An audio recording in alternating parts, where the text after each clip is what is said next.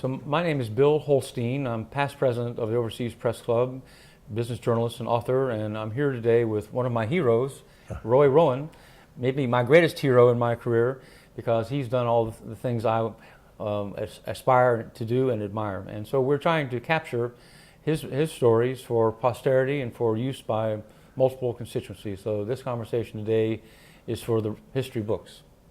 So Roy, let's start with, you were a serviceman. You were in the U.S. Army in China in 1947? I spent 4 years in the Army, but I never got to China, Bill. Ended up in the Philippines, and as soon as I mustered out of the Army, I did go to China in 46. Mm-hmm. And I started my career with the United Nations Rehabilitation Service, running trucks with relief supplies for these villages in central China that had been devastated during the war. Well, so why did you go from the Philippines to China? Why didn't you come back to the United States? Did you have a sense of wanderlust or sense of adventure? Well, actually, I came back to the United States to look for a job with one of the wire services like you work for, and I couldn't get one, and I found out that the United Nations was hiring people to go work to help these devastated villages in China, and I signed on. So I was back in China just a month or so after I left the Philippines. Mm-hmm.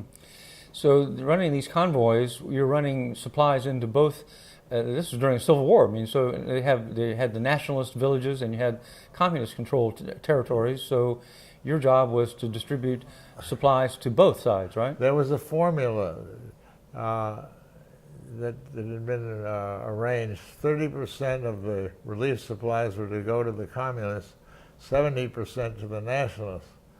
And Fiorello LaGuardia, the former mayor of New York, was in charge of this whole operation back in Washington. But we had our trucks painted with yellow and black tiger stripes, so presumably they wouldn't get shot at.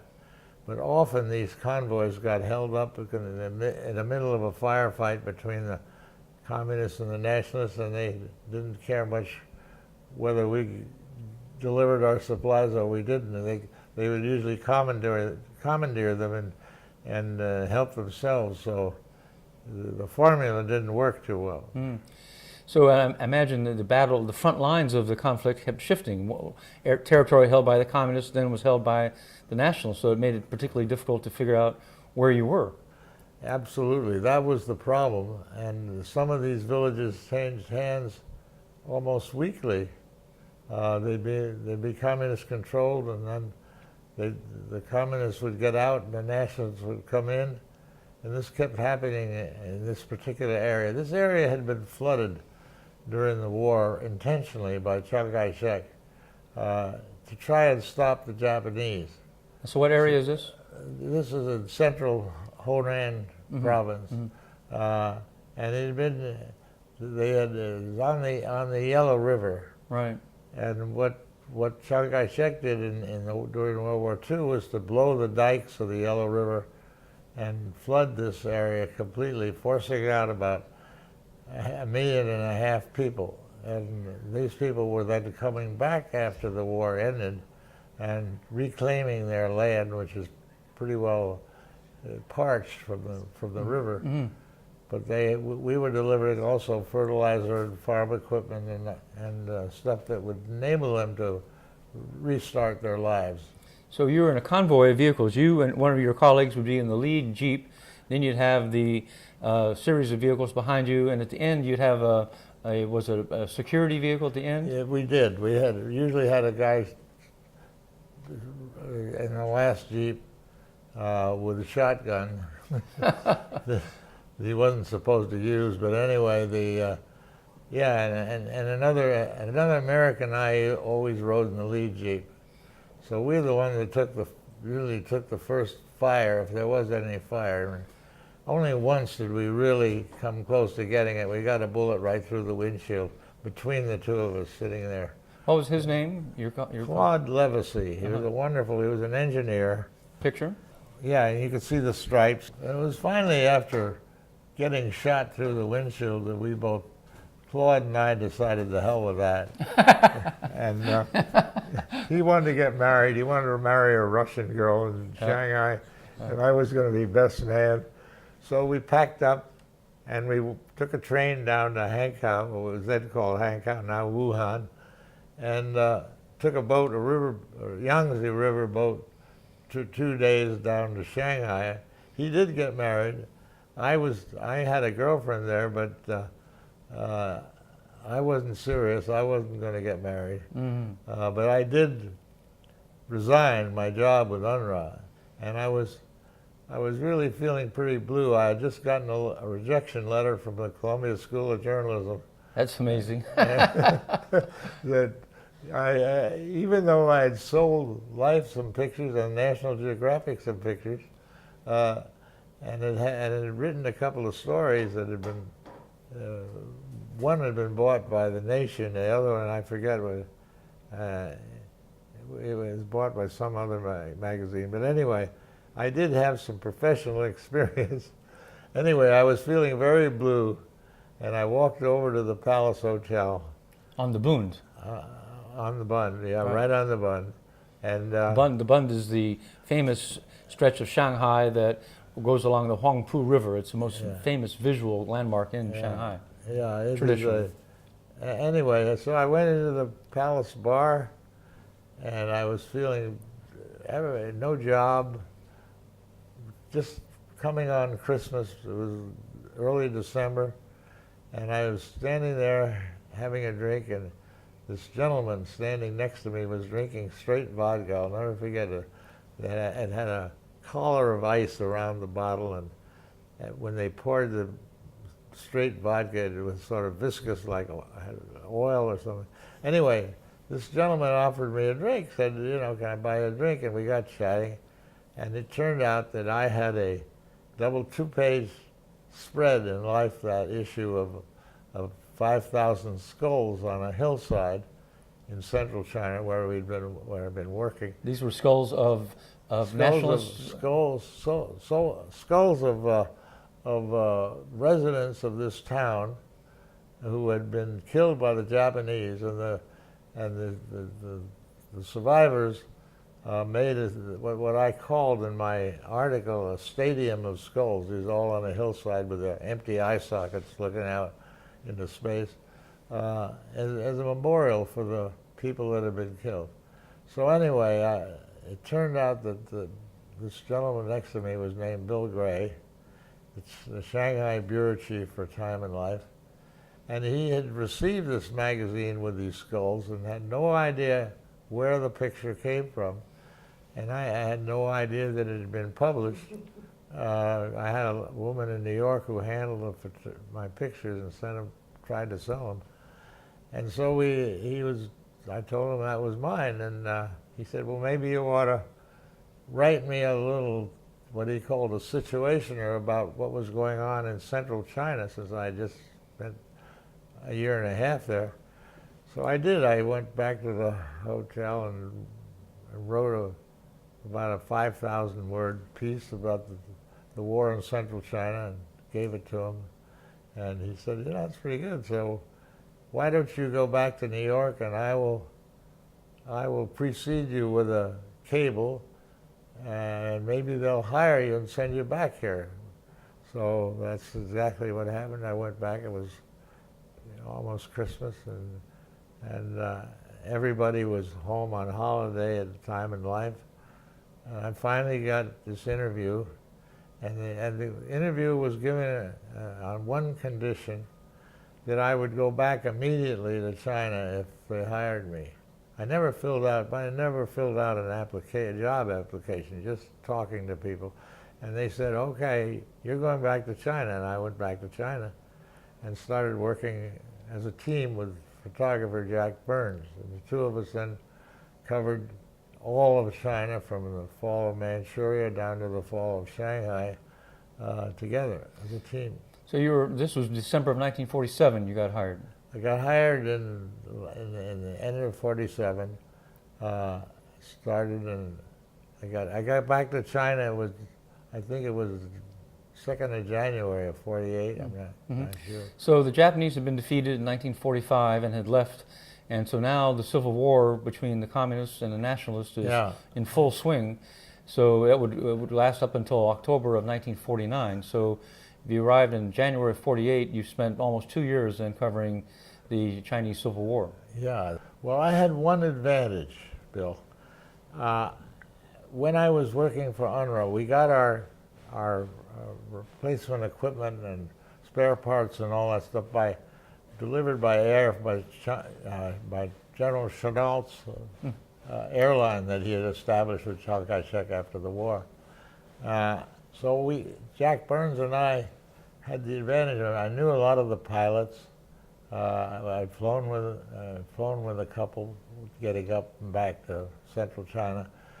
So when I arrived for life, I knew these guys, and I could kind of hopscotch around China with them. Jack and I we'd go out to the airport in Shanghai early in the morning, 4 o'clock in the morning, and find out who was going where and decide. So who is this pilot in the middle? This pilot is a man named Un Chin. And He's Taiwanese? He was Chiang Kai-shek's pilot at one time, and he was flying for Chennault then. But there was no telephone service around China, so how do we find out what's going on? We had to go and hopscotch around by air and try to find out where the action was, which we did. So several times we got big scoops that way. Most of the correspondents and photographers stayed in the Broadway mansions in Shanghai, covering it like most wire services did, through press releases and what phone they could get working. So at that time, the nationalists controlled a lot of the bigger cities, and they had bastions of well-armed bastions, and they controlled some of the countryside. But the communists were much poorer in terms of their arms, but were more popular and were beginning to gain territory. Is that a fair way to summarize it? That's right. The Mao's strategy was to leave the cities like melons on the vine, and it would fall off when they got ripe. So it looked like the nationalists really were pretty much in control of the country. The only thing is that most of the cities were ringed by communist troops, and I have a picture here of one village where the communists are coming through. Yeah, they're poorly armed. They were very mobile. They moved all around that village. That's the village named Siwa. It kept changing hands back and forth between the communists and the nationalists. That's why it was so dangerous. We'd fly around, jump out of the plane, land there, and run for some kind of cover, and wait and see if there was any action going on. If there was no action going on, we'd leave in the next plane that came by with supplies. Right. The nationalists relied on these Chennault's planes to bring food, ammunition, and weapons to the national troops. Right, in their garrison, so to speak. So did it appear to you at the time that the nationalists could really govern the country? Did you have faith and confidence in Chiang Kai-shek and his leadership, or did you think that there was something fundamentally wrong with the nationalist army? Well, there was something fundamentally wrong, was that the troops weren't being paid half the time. The generals were corrupt and taking the payroll money for themselves and depositing it in a bank in Shanghai. There were a lot of cases of that. And the Chiang Kai-shek never got the populace behind him. He wasn't very. He didn't have the same kind of allegiance that Mao had from the peasantry. Anyway, the rich people in China sure supported Chiang Kai-shek, but the peasants throughout the land there were more loyal, much more loyal to Mao. Mm-hmm. My boss, Henry Luce, or Harry as we all called him, was a very good friend of Chiang, and had visited the country many times. Of course, was born there. Was the a child of missionaries, right? They're missionary. His family was a missionary family, and only very late in the war, March before Shanghai fell, in May, so just a few months before Shanghai fell, he called me back home to have lunch with him, and I told him the truth, and he finally realized that Shanghai wasn't going to survive, and we would have to move the bureau from out of his native land really to Hong Kong, and that was a very, very disappointing thing for him to recognize. So you were working for Life, but for Time, Teddy White was working for Time magazine. Well, he had left already. He had gone. There were some famous confrontations between Teddy White and Harry Luce. Yeah, and Luce did not agree with Teddy then. Teddy left. Teddy was gone by 46, I think, 46, late 46. But Luce finally did recognize that China was lost, and he stopped trying to. I mean, previously he'd gone around the country with Madame Chiang Kai-shek, drumming up support for the nationalists. Wow, he very overtly, very publicly in favor. Huh? Yeah, and had supported Dewey in the election, who was going to provide more arms and for the nationalists. So, So you helped convince Luce that the war was over. That's an important historical role. Yeah, I did. I think I did convince him. All right. Huh. It was very, very difficult. It was almost impossible for Chiang Kai-shek at that late in the game to get more help. So you interviewed Chiang Kai-shek in Beijing. Yeah, what time would that have been? What year or month? That was in October or November of '48. So the war is in its final year, headed into its final year. The war was getting into the China year, and Chiang Kai-shek was very optimistic.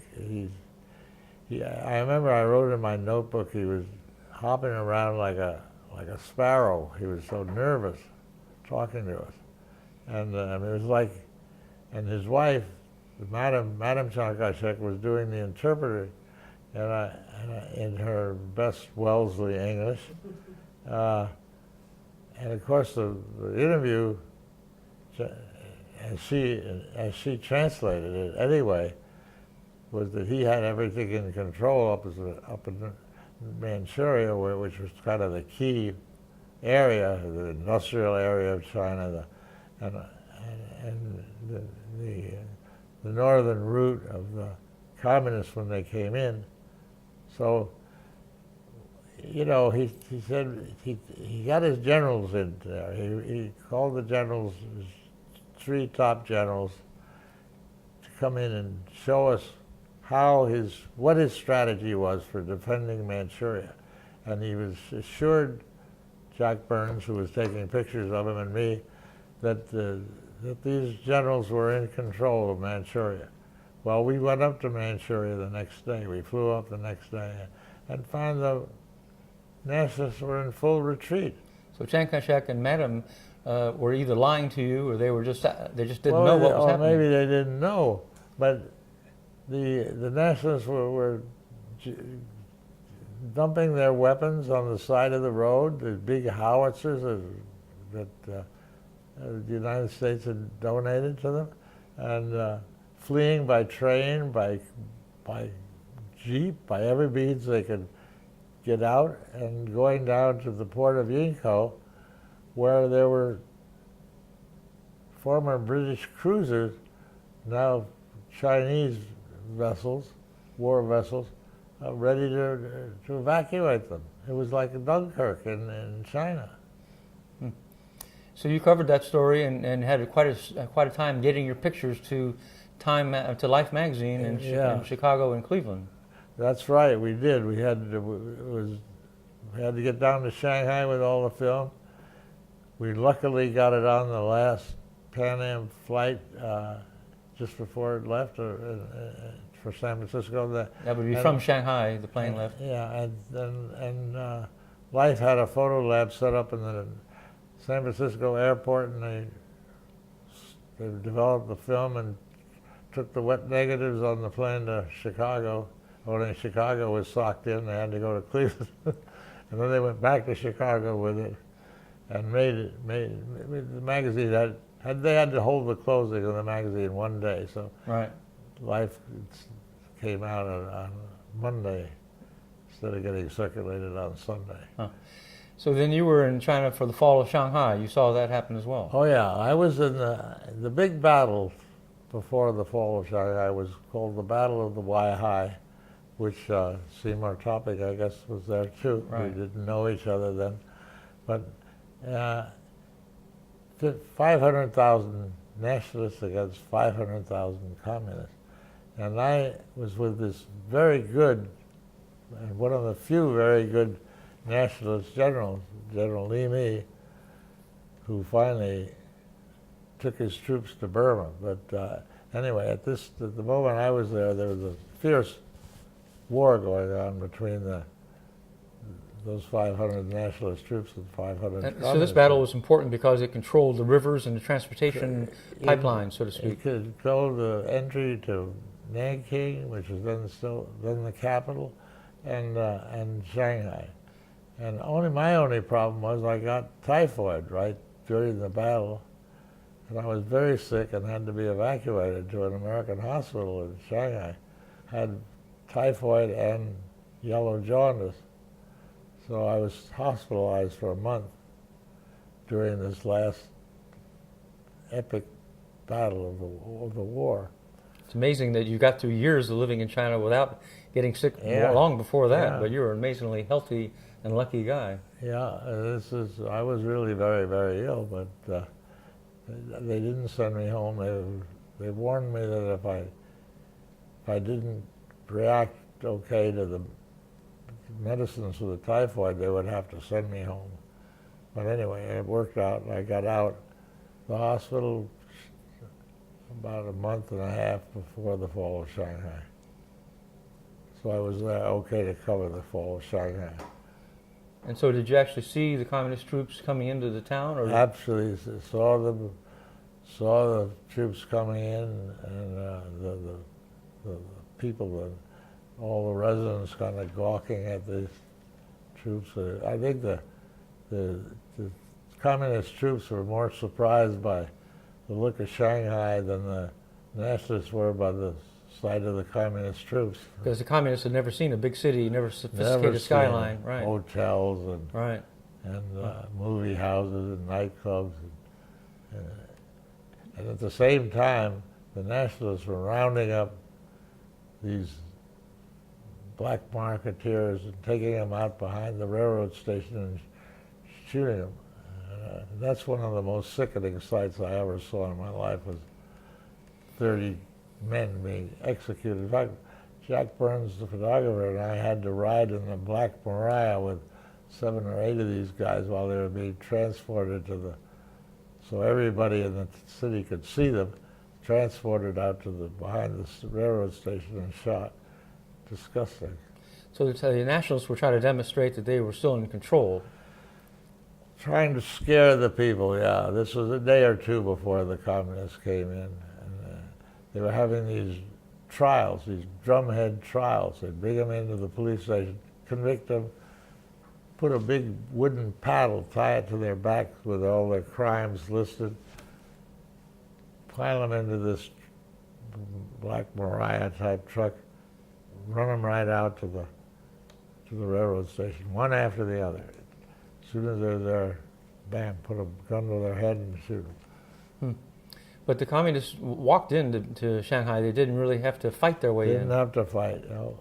Because the nationalist forces basically disappeared. They fled. There were a few fights. There were a few buildings were burned by the nationalists to open a field of fire for their artillery. It was really ridiculous. But no real fighting. No. In fact, most of the nationalists went down to the river, threw their uniforms and weapons in the river, and tried to get civilian clothes so they wouldn't be apprehended. Even the room boys in the Broadway mansions where all the journalists stayed were fleeing. So, and thus fell the nationalist presence on the mainland. They fled in over the summer of 1949 or the fall of 1949? The city fell on May 23rd, 1949. Yeah, and I flew out to Taiwan, and then I came back on an ammunition plane, and I thought it was falling and I was going to get out, but it hung on for a couple more days, so I flew back and stayed a couple more days. Yeah, I was there when the communists walked in, and the people, a lot of the people were supporting them. The students were all cheering and put up banners, welcome, and, you know. They clearly won the hearts and minds of the people. Yeah, but they did. Interesting. Then the next major period in your career seems to have been covering the shock waves of World War II and the Chinese Revolution, that throughout Southeast Asia there were a series of efforts to throw off the last remnants of European colonialism and redraw the maps. So what was happening at that time? Well, first of all, I did establish the Life Bureau in Hong Kong in the Peninsula Hotel. We had the bridal suite, which was it's rather pretty grand. nice. $300 a month. Oh, wow. Wow. Now it costs about $1,000 A day. Right. Anyway, Jack and I were moved as a team back to Southeast Asia, and we did cover the early days of Vietnam when the French were there. But we had the biggest, the worst episode we went through was covering the killing of Lao Yu. Lao Yu was the communist leader in Malaysia, or Malaya as the country was called then. And this British police unit based in Kuala Lumpur was going out on a raid, a night raid, to see if they couldn't ambush his. They had the police had a Informant, yeah, right, with them, and so we sneaked through this in the dark through this rubber plantation down into the hollow, down to the bottom of the hollow. So how far was this from Kuala Lumpur? About 20 miles. Oh, so it's in the general capital area, right? Yeah, but in a forest area. Anyway, and we did. The informant was right. You know, they never know whether informants are leading them into some sort of a, trap. But anyway, the head of this police unit was a former cop in London known as the Iron Broom, and we get down to the bottom of this hollow, and this hut was full. It was Lao Yu was there, and his deputy, and the women, and so the head of the British police kicked in the door. I'll never forget. He goes in there with his machine gun, and Lao Yu ran out the back door, and started up this hill. They gunned him down, no problem. Killed everybody there. And we were leaving, packing up to go. I had the film bag over my arm with all this exposed film of this firefight. And they also torched the hut. You can see in this picture here, the hut's burning, and I'm standing in front of it. Oh, here it is, this picture right here. That's the Iron Broom kicking in the door. Yeah. Right. There was a little brook running through the bottom of the hollow, and I dove head first into this brook. There was about 6, 8 inches of water in it, not much. Anyway, smashed my glasses against my face, so my face was bleeding terrifically, and I was crawling through the cooney grass while the Iron Broom's men were in the grass, in this deep cooney grass, with their automatic weapons firing away. I could see the barrel of one gun poking through the grass. Didn't know whether the guy saw me or not. Anyway, after about an hour, suddenly the Gurkhas showed up. And tell us who the Gurkhas were. The Gurkhas are from The Nepal, Gurkhas right? were Indian troops known for their kukri, the knife they carried with them. Mm-hmm. But the Gurkhas were the regular, like, army, organized army, and they scared off the terrorists that were in this hollow. All the film, all this roll, it was all Rolleiflex film, had come out of the film bag. I hadn't closed it, and it was spread around the bank of the brook. We picked up every roll of film. And you were able to develop it? And it was good, perfectly good. Huh. Made a great story. And I never forget, Stan Swinton of the AP came up from Singapore to cover us, to cover our story, which I thought was sort of amusing.